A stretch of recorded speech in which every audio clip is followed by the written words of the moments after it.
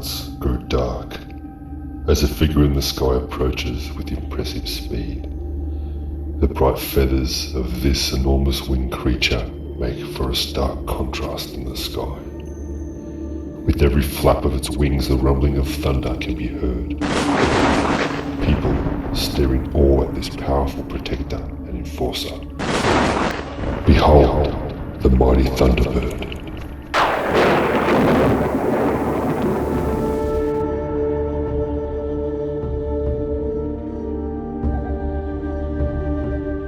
In Native American mythology, warriors sitting astride powerful thunderbirds would amass to do battle with creatures of the underworld by throwing lightning with their talons and creating thunder with their wings.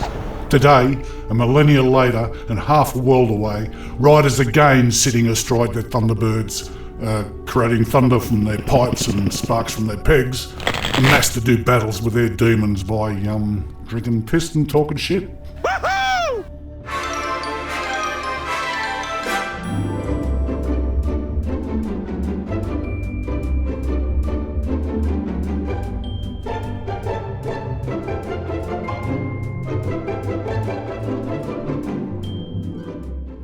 In the modern era, these gatherings have become to be known as Thunderbird Flockings and happen twice a year in random places around Australia. I was first made aware of this when I was introduced to fellow Thunderbirder Les during the 2017 Veterans Poker Run.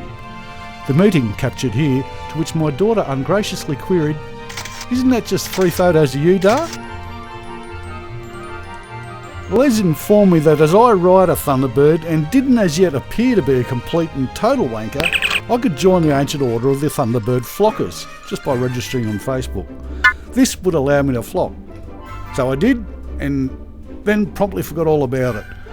And because of this lack of focus, I missed out on 2 flockings, but luckily I kept on running into Les at bike shows, rallies and runs, and his continual prodding, so to speak, finally got me to commit to the 2018 autumn flocking in Parkes, New South Wales.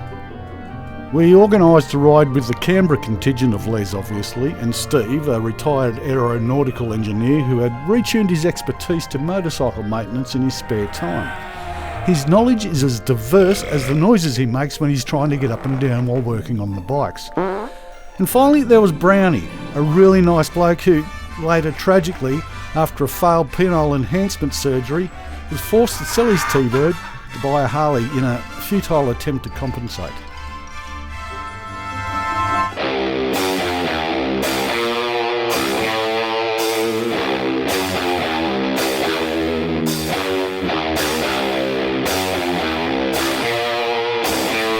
By the time of the ride, Tracy had been on her L's for about 6 months, and while she was apprehensive about turning up to a Triumph Thunderbird flocking on a Yamaha, I was just worried about staying bloody dry. You see, I've been riding for over 25 years, several of which where my bike was my only form of transport, so obviously I've ridden in some pretty shit weather. But all that combined wouldn't even come close to what I've copped riding with the missus over the previous few months. Rain, hail, gale force winds and dust storms just seem to be the new norm with the wife in tow. I was even more concerned when the boys announced we'd be going via Crookwell to make a decent ride of it. I grimaced at the plan as heavy storms were forecast to hit Parkes in the afternoon and we probably shouldn't fuck around and getting there. Hell, it was already sprinkling. But of course, I didn't say squat as being new to the group, I just didn't want to be that guy. As we headed off, the rain actually cleared and it was turning into a really nice day and a really good ride.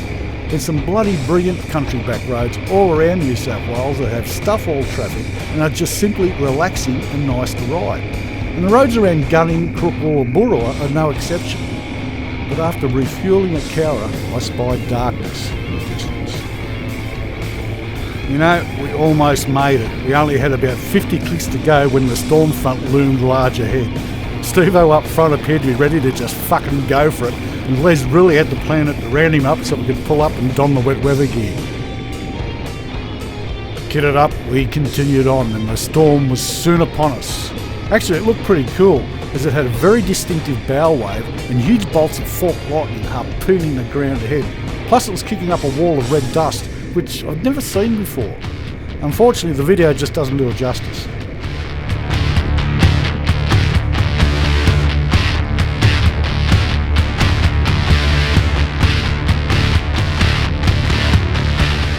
It was shit. The rain was so heavy you could barely see the road, and oncoming traffic was on us before you could even see them coming. I had Trace in front of me so I could keep an eye on her, hoping she wouldn't try to stop or pull over into the unknown of the side of the road. But even though she told me later she was shitting bricks, she rode it like she'd been doing it all her life. I was bloody impressed, to tell the truth.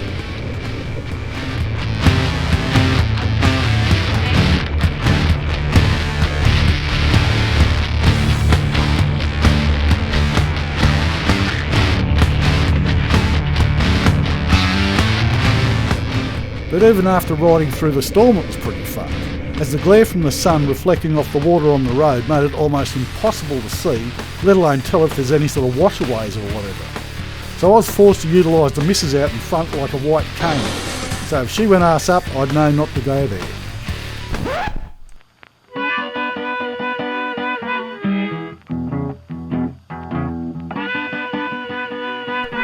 Arriving at the motel at Parks, I was pretty happy at how my wet weather gear fared. My boots and gloves were sodden, but the rest of me was relatively dry. Trace did okay too, but her shoulder bag was now nothing more than a sponge on a strap. The waterproof luggage bags had a couple of small leaks, but nothing too drastic. Well, nothing that'll hold us up from getting on the piss at the meet and greet. The Fridays of the Flockings is a traditional meet and greet where riders mill around the car park of the main accommodation consuming traditional beverages, while razzing each arrival and checking out their bikes. Because it had been booked out by the time I remembered to ring, Trace and I had to walk in from our motel from up the road without really being noticed, but we soon got into the swing of things. The Saturday morning of the weekend is the flocking ride to the flocking photo. And this one was at the Parks Radio Telescope, a dish probably more famous for being in the movie The Dish, about its involvement in the moon landings, than its actual involvement in the moon landings, if this makes sense.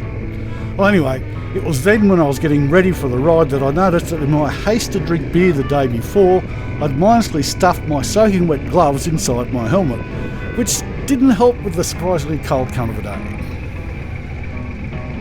Yeah, I was cold, but it was bloody cool, as there's something really cool about riding in a large group, and something even bloody cooler when you're riding with a group of 35 or so other Triumph Thunderbirds.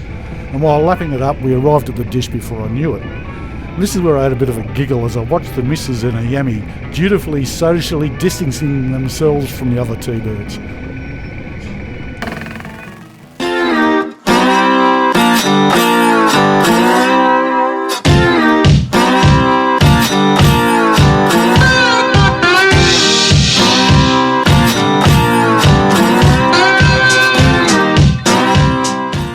After the photos, a coffee and a look around, we had the option to continue on with some of the group on a longer ride, but as my head and hands were fucking freezing, we headed back into town with the others, where I couldn't pass up the opportunity to take a photo of my bike parked in a car park in Parks.